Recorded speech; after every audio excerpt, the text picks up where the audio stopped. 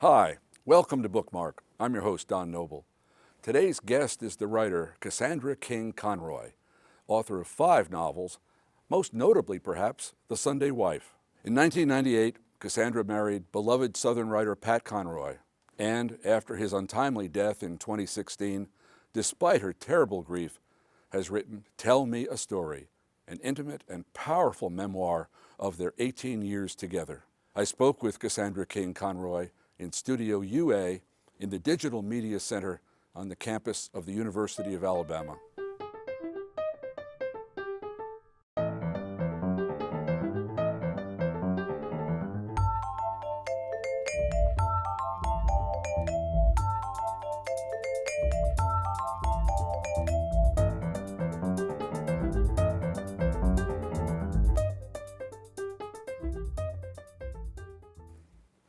Cassandra, thank you for coming in today. I was looking at your schedule.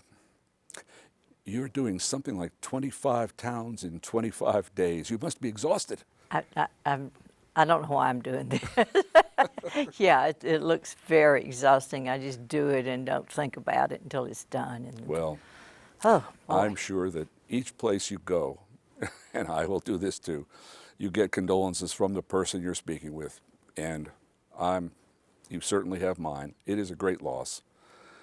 I was astonished that you could rally fast enough to sit down and write this book, which you did within a couple of years of the time of Pat's passing, and that is an extraordinary piece of work. It was, it didn't quite come about that way. I knew I wanted to get back to my writing, and I even promised Pat on his deathbed that I would. He said I would need that. And I mean, I think you need something, you know. So I was working on this cookbook and doing lots of stories in the cookbook already about Pat and I.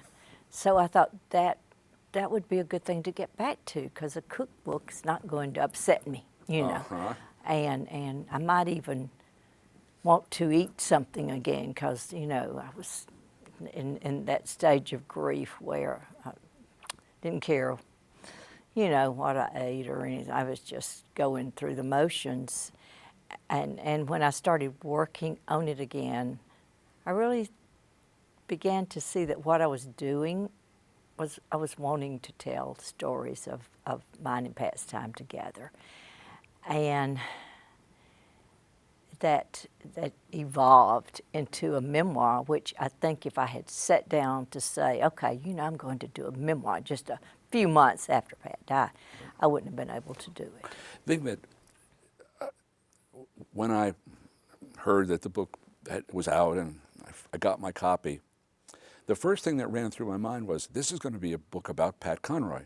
And then as soon as I started to read it, I realized this is my life with Pat Conroy. So whether you set out to do it on day one or not, it turns out to be an autobiography of a sort and a memoir of your life together, which that life together, I think one of the nicest, jolliest scenes in the whole book is your meeting cute Southern Voices, surely, right? Yes, Southern Voices. At the library in Hoover. You know, the time I wrote it, I couldn't remember the name of it. And so the copy editor looked it up, of course, and said, this was Southern Voices. Should we go back and put it in? And I started thinking, I wonder if they still call it Southern Voices. And I just said, no, that's not important.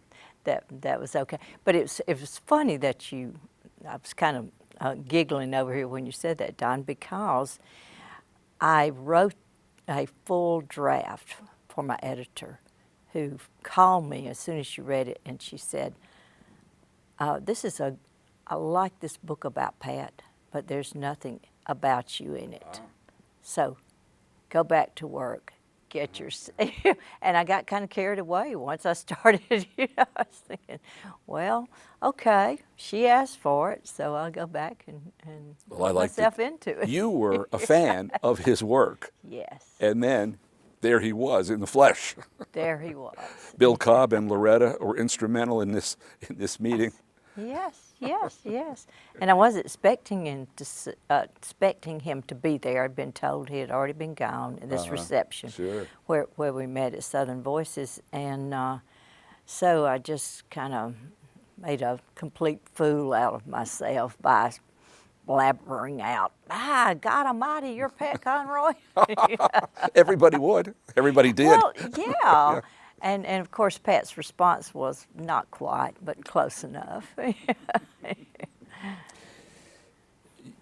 That many years ago, you and I were talking, and I said I had sent Pat a letter, and you said, "Oh, send it to me, and I'll see that he reads it." He doesn't. He doesn't open his mail, and he doesn't answer the phone, which turns out to be pretty much the case. But the phone. But he may not have answered the phone a lot, but he picked it up a lot, and when I was talking with Catherine Clark about her book on Pat, and now inside in your memoir, he was a phone person.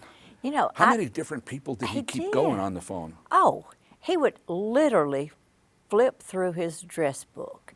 He had this scribbled in address book, so that was one of the first nice gifts I gave him, I thought, is that I got him a nice guest book, not guest book, address book. Yeah.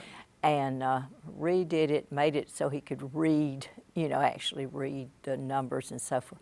And he would flip through, and I even heard him say things like, "Oh, I haven't talked to," I don't know why she comes to mind, but Judy Goldman or somebody like that. Sure. And then, and he, next thing I know, he would be calling her. And I think Pat loved to talk on the phone because he loved people. He wanted to know what was going on with people. He was totally sincere about that. And but he didn't like social gatherings that much. He was good at them. He was really good at them. But I don't know that he kind of made himself have some one-on-one with you at a social gathering.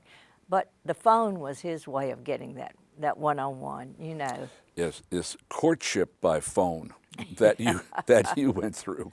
It must have been, I don't know, maybe not maddening, but certainly perplexing to think that here was this man who was interested in you, and he called every 90 days or something. How long did it go on? It was 2 years. Really? For 2 years, he would just call out of the blue, and sometimes it would be 3 months since I heard from him. One time he called and wanted to know if I was going to be around for Christmas. He was going to be in Atlanta, and he'd come over and see me during Christmas holidays. And I said, "Well, check back with me because I've got some plans, and I don't know if I'll be around or not." He never even called back to wish me a Merry Christmas. But then in January, he calls again, never mentions Christmas. I couldn't read him. I couldn't figure out. It was definitely Well, it may have been crazy. sporadic, but it certainly did go on a couple of years, and then finally you actually had dates. Yes. And you went to dinner, and you had a drink, Went to like dinner. people. like people who were seeing each other. Yeah, and neither one of us liked to use the word date. Well, we were sure. over 50 then, Right, and it was a little awkward. Well, as your readers know, and I said this in other contexts, I think The Sunday Wife may be your best novel. Although I want to say a good deal of nice things about Moonrise, because I thought that was a brave departure and a good idea altogether. But you had an unpleasant divorce, and there's no bones about it in this book. It's there. And he had 2 divorces. And was that, you think that's part of the chemistry of slow and careful, reluctant, what have you? I think absolutely. Yeah. And we were both just coming off of these, really difficult divorces, and his a lot more so than mine because he still had a daughter young enough. My son was going off to college when I think he was still in high school when I finally got divorced. But Pat had a 11-year-old daughter, and he feared that he might have difficulty. He was living in California. They had different custody laws, where it was pretty much just negotiated between the lawyers. But by the time a child was 13, as I understand it, they could pretty much decide. And it turned out to be right about this. So he was going through a lot of grief, with in a different way, splitting up his family. But despite two histories, you made a wonderful marriage. Fripp Island, as it's the low country, the marshes, the water, the light on the water, the food, all of it. It is a little Eden that you shared there for, 18 years. Yes, we lived on Fripp for 15 years, and then we moved into town the last few years of Pat's life, but and partly because of his health issues. But when I saw Fripp Island, I literally thought I had died and gone to heaven. It's a barrier island. It's 20 miles from Beaufort. The road ends there. The highway that goes through downtown Beaufort ends on Fripp. So you're just really away. It was also a writer's paradise. Mm-hmm. And it was a gated community. People couldn't just show up. They did. We found out that occasionally folks could figure out how to sweet talk their way into the gate.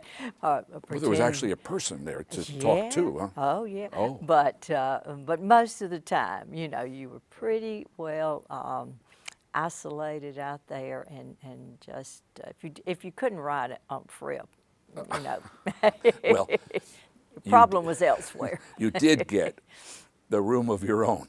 Yeah.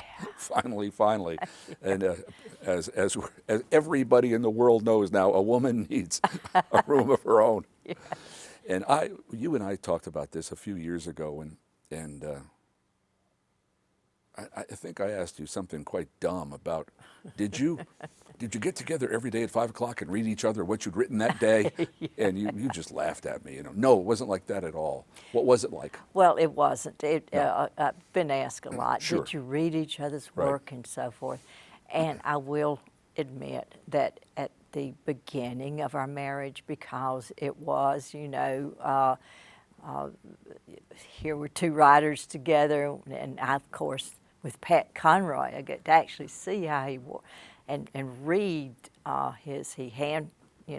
did handwriting on all his manuscripts, and he would ask me to read over them and see if he repeated himself and stuff like that. Sure. So that was it was a treat in a lot of ways. But then he would, if he wanted to see mine, I don't like to share with anyone until I finish a draft. Right. Yeah. Yeah. So, and I write on the computer, so I'd have to print something up. And show. But that lasted, a couple of years, and then as the years went on, I think there were times when neither of us were really sure what the other one was even working on. I steadily. I mean, I've seen this with my own eyes more than once. Pat had this, I don't know, compulsion may not be the right word, but I watched him in Nashville at the conference, at the Southern. What's that called? Literary. Is it not booksellers? It's Southern writers, whatever it is in Nashville. Yeah. And there'd be this line of people, and he talked with each one almost as long as that person wanted to. Absolutely. His book signings, I have talked about this a lot, I'll and bet. these been on the road about 3 weeks now, and everybody wants to tell me a story of when they met Pat, and most of the time it was in a book. It was in a signing line, and when you have the kind of lines that he had, I wouldn't know myself.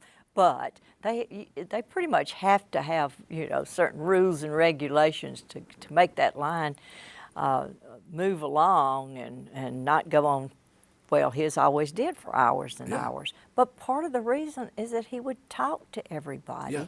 He wanted their story, and that's why I wanted to call this book "Tell Me a Story," because that was that's what I saw from Pat so much. Tell me your story. All right, here's the most unfair question of all. Oops.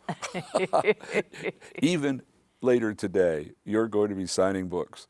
You're going to sit, and there's going to be a line of people in front of you. I'll bet you anything that's in your head, though, to give each person as much time as you can. I would love to do that. I cannot. I can't write and talk. I have messed up 2 books already on this tour. So I'd say, "Where are you from?" And I would start to Mary, and she would put Memphis, to Memphis, and so I can't do it. I really admired that about Pat, that he was able to carry on a conversation, write a really personalized, based on what the person would tell him about themselves. Then he could write a personalized. That's also people have brought me their books and said, sure. Look what he wrote to me once I told him about my daughter being sick, or just different things like that. It's amazing. Yeah, he was a great connector.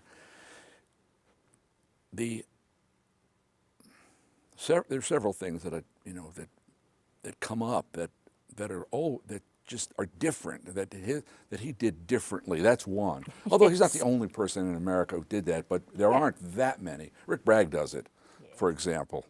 You watch him, and he manages to make each person think that they've become quite good friends. Which is fine. The other thing is his genuine interest in what other people were writing. Early in this book, you've written Making Waves, right at the start, and he read it, and he blurbed it, and apparently anyone who had written a book, Pat would buy it and read it. How much of that did you see? How much did he read every day? I've never seen anyone read like him. Never in my. If I could read like that, I would think I had already gone to heaven. But he made time for it. It was a priority, and he just read. Every time he was either writing or reading. And he was a night owl. He would stay up at least till 1 o'clock. He rarely worked after dinner, but he started reading pretty soon after dinner. So we weren't one of those couples that sat around and, we did before dinner maybe, but pretty much went our separate ways. And I would work a lot of time at night, but I knew where Pat would be. He would be back in his room reading. Yeah. And he was a great encourager of young writing and new writing. And in the last couple of years, a lot of Story River books have come my way. Not just Catherine Clark's, but several. That turned out to be a very important project for him, didn't it? It was. They did 21 books or something like that. Yeah, and a lot of them have won awards, and 2 of them have been Willie Morris Award recipients, for I think first novels. And there have been some amazing books come from the Story River imprint, which was South Carolina wanted to do that, but they had to find a writer like Pat who would I think it was just originally started out just to lend his name to it. He wasn't, they didn't expect him to plunge in the way. They were wrong. They were wrong about that. He loved doing it. And I think it kind of went back to his teaching days because it had been so long since he taught, and he was a fabulous teacher. So it was almost this mentoring that he did, this editing and talking about other writers' books was his teaching. There was one little wrinkle in the Story River story. Well, that's dreadful. But anyway, is that I looked, and a lot of the books were first novels, someone's first book, but some of them weren't. There were people who had a book or two Very but successful. they were mid-list people, They had and they some were having mid-list. trouble getting a publisher. Yes. And Pat said, instead of writing them off as as not new, he took them in, and so there are some interesting books in that sequence that are by relatively accomplished people, but people who needed a break. They needed a fresh start. Right, right. And some of them had, we have Elizabeth Cox, and I think she had, very successful writer, but, right. but she had gotten disillusioned with mainstream publishing. And some folks, Ron Rash, literally wanted to be published by Story River as a means of supporting the whole idea of the independent press. That man has a reputation, and it will be bigger. I think that Ron Rash is going to be one of the important Southern writers now and for the next 20 years. Totally agree. When we were talking earlier, I remember Pat saying at a meeting down in Monroeville, he was talking about how before he married you, he used to take his vacations in Italy. But now he was taking them in Alabama, visiting with your... Monroeville, Alabama. Well, or visiting in the Wiregrass with your family. Oh.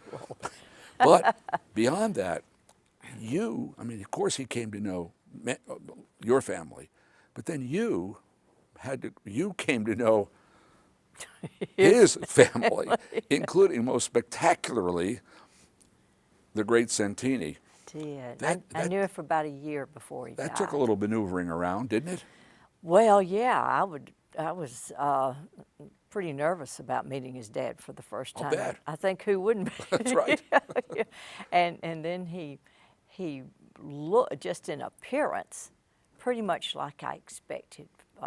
He didn't look like Robert Duvall. He was much more intimidating looking, than Robert Duvall, who played him in the movie, because I think Robert Duvall played him as sort of a character, a fun, mean but fun-loving, and this sort of stuff. But No. Pat's dad was not like that at all. He was very stern, but he was very charming to me. And I think that the reason, I had a theory about that, is that he was determined that I would think that Pat was a liar and had made all that stuff up about him. And I base that on, I've met so many other people that also knew Pat's dad and said, he was so nice to me. I don't know why Pat wrote that about him. But he was mean and cunning. Yeah. I saw through it. Well, that must have been, over these last many years, a reader, a fan like me, has come to know a lot about Pat's life. Yeah, well, he revealed it all, didn't he? And then I thought of you just jumping right in with ex-wives and children and siblings, and that must have been a lot to navigate. It was. Yeah. It was like jumping right into a Conroy novel. Trust me, because he used, one time Pat was, just back up a little bit. One time we were walking on the beach and he was telling me about this guy from California who came to, military kid, that came, and when they had a hurricane on Fripp Island, he was the first California boy any of them had seen, and he had a surfboard, and he went out to Fripp Island and went riding the waves and the hurricane. And I said, Pat, that's Jordan and beach music, right? And he said, oh, yeah. Yeah. And he would tell me other things like, this is where the white porpoise was. This is where they caught the white porpoise. Right. And that's based on a true story Sure. of the white porpoise being taken and rescued and all this stuff. So finally I said, Pat, I don't know if you've thought about this yet, but you might want to consider writing fiction sometimes. Well, the people at the Citadel knew what was going on, and obviously the water is wide. Oh yeah, oh yeah. Now, of course, that wasn't supposed to be fiction. No, that was a. Part of what you're doing now is the center at Buford. Yes. And you've got Jonathan Haupt. Haupt. help. running it. And, Yes. and what do you do? We only have 2 minutes, but tell me what's going on there. What should people, when should they go? Should they expect to see? What all about that? Okay, it's the Pat Conroy Literary Center. It's Yes. a nonprofit organization that we started, a group of us started after Pat died. And it's a way of honoring Pat and carrying on his legacy, but mostly his legacy of mentoring other writers, Right. because his legacy's there in his books. You know, we don't need to carry that on. That's not what we're doing. But we have programs, we have a little actual center, and we don't want it to be a museum. We call it a learning center. Okay. But we do have a lot of memorabilia there of his, you know, we have his dad's flight jacket, and we have Events? and we have a lot of events. We have a literary festival once a year, but we bring in writers. We have workshops. We work with educational programs in the schools, and we have Camp Conroy every summer, a writing camp for kids. Oh, great. That's great. Now we really only have 1 minute. Yes. What will you write next? I'm not sure. I want to go back to that cookbook. Uh-huh. But I also had started on a book about being raised on a farm and the disappearance of the family farm and so forth. And that's the book I want to write before I, you know, go on to my final reward. I'm sure you will. Both of them, maybe. Both, of course. Cassandra, thank you. Thank you. you. This has been a pleasure. Thank you for having me.